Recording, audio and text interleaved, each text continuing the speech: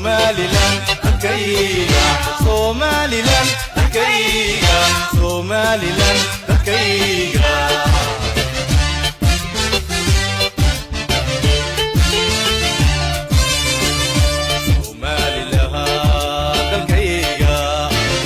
Somaliland dalkayga Somaliland dalkayga Somaliland dalkayga Somaliland dalkayga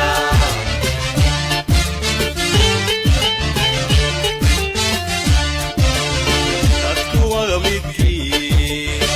ingiriiska tiray dadku waa mid ku dhahay يدير يدير